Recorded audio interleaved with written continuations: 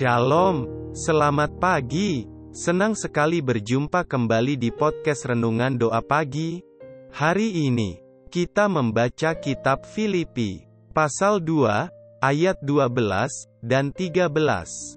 Demikian bunyi firman Tuhan, "Hai saudara-saudaraku yang kekasih, kamu senantiasa taat, karena itu tetaplah kerjakan keselamatanmu dengan takut dan gentar, bukan saja seperti waktu aku masih hadir, tetapi terlebih pula sekarang waktu aku tidak hadir. Karena Tuhanlah yang mengerjakan di dalam kamu, baik kemauan maupun pekerjaan menurut kerelaannya." Bapak Ibu, saudaraku yang terkasih dalam Tuhan Yesus, satu hal yang sangat prinsip yang harus dipahami oleh orang percaya adalah mengenai pengertian keselamatan. Keselamatan bukan hanya berarti terhindar dari neraka dan diperkenankan masuk surga. Pengertian keselamatan seperti ini mengabaikan tanggung jawab individu untuk memenuhi panggilan mengerjakan keselamatan dengan takut dan gentar. Mengerjakan keselamatan merupakan pergumulan hidup satu-satunya orang percaya, di mana Tuhan melengkapi orang percaya, dan menuntun untuk mengerjakannya. Pergumulan inilah yang dimaksud oleh Tuhan Yesus, sebagai perjuangan atau usaha keras, untuk masuk pintu yang sesak atau sempit. Dengan demikian, keselamatan bukan sesuatu yang mudah, tetapi jalan yang sukar, baik bagi Tuhan Yesus, sebab Ia harus taat sampai mati di kayu salib, maupun bagi kita, karena kita harus mengikuti jejaknya. Mengikut jejak Tuhan Yesus, berarti hidup sama seperti Dia pernah menjalaninya, yaitu ketika mengenakan tubuh daging, 2000 tahun yang lalu di Palestina. Selama ini, terdapat kesesatan dalam pikiran banyak orang Kristen, ketika mereka memahami bahwa anugerah berarti hanya menerima saja keselamatan yang disediakan Allah Bapa dalam Yesus Kristus, tanpa respon sama sekali untuk mengalami dan memiliki keselamatan tersebut. Mereka beranggapan bahwa respon dalam bentuk usaha manusia dapat merusak konsep anugerah yang Alkitab ajarkan. Mereka juga memandang respon itu sebagai keangkuhan. Seakan-akan dengan respon tersebut, manusia bermaksud mencapai keselamatan dengan usahanya sendiri. Mereka lebih percaya bahwa Tuhan mengatur segala sesuatu, sehingga keselamatan terjadi dalam kehidupan orang yang dipilih untuk selamat, tanpa usaha manusia sama sekali.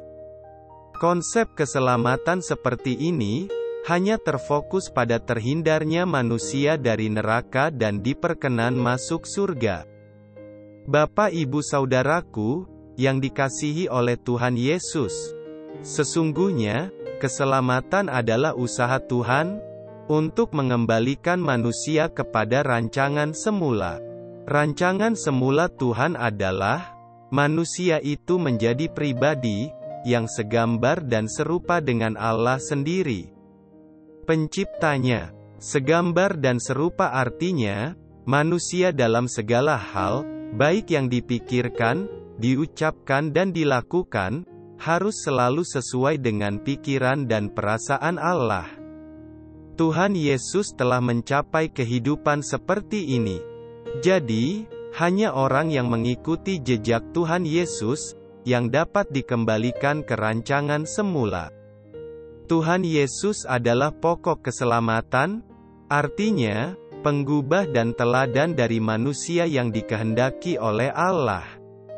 Dalam hal ini, harus ditekankan bahwa tidak ada keselamatan di luar Kristus.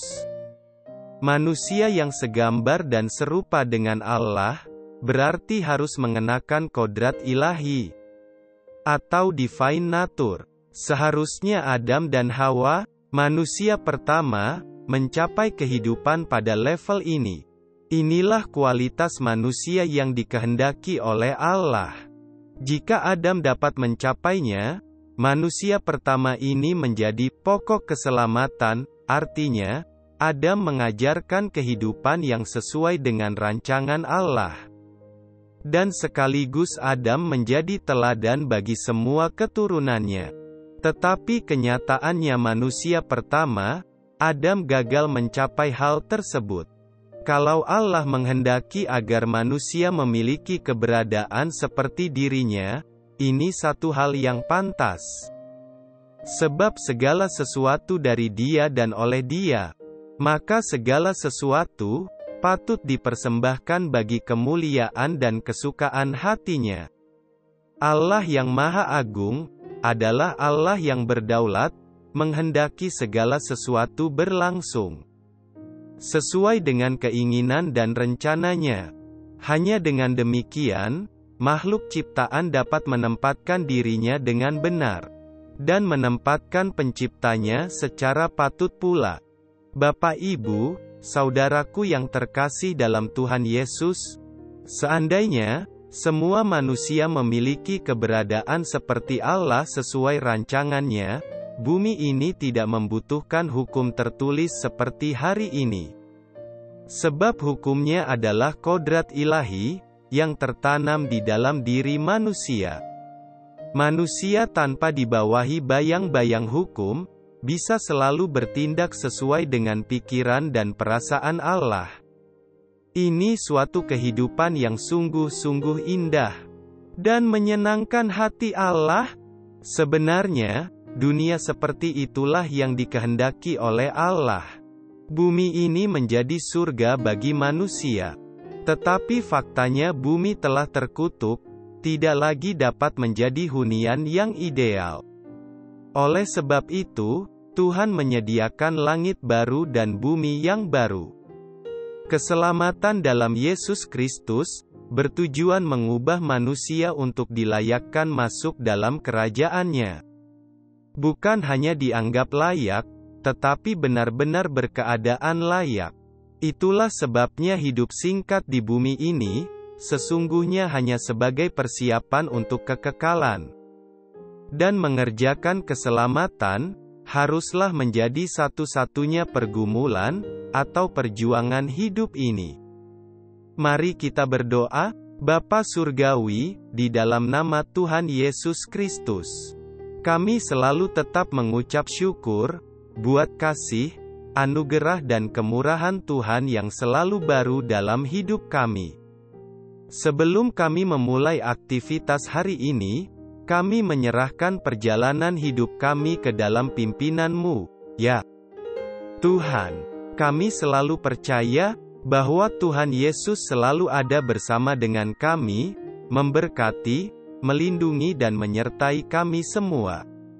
Sebab Tuhan adalah perisai hidup kami, menara perlindungan, kota benteng yang teguh, gunung batu keselamatanku.